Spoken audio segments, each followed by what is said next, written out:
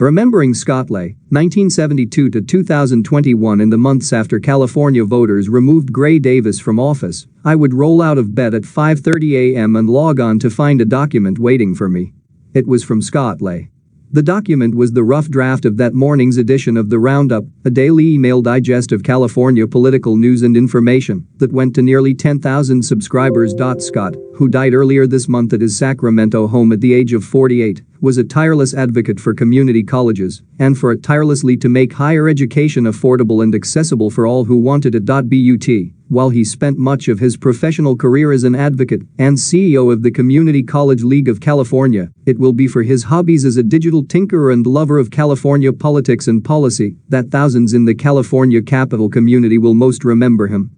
He also served as vice president of the board of the nonprofit Open California, the publisher of Capital Weekly in a world before Twitter, and back when Capital digital journalism consisted almost exclusively of Jack Kavanagh's Rough and Tumble and a dormant blog by Dan Weintraub. The Roundup portended a new digital age of political information that was already taking hold in Washington, D.C., but hadn't gripped Sacramento just yet.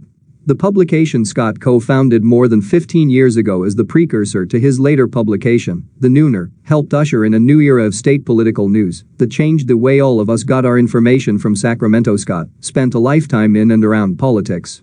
As a student of Orange Coast Community College in Orange County, he co-founded the local chapter of Young Democrats in what was still then a solidly Republican part of the state.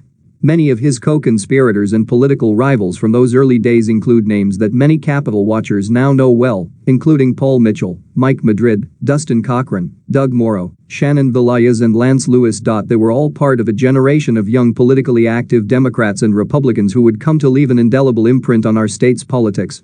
And with Scott's passing, California politics won't be quite the same. I first met Scott in 1997 when he was a law student at UC Davis and he was lobbying for the University of California Student Association. I was a 22-year-old reporter who had just come to Sacramento as term limits was ushering in a generational shift in state politics.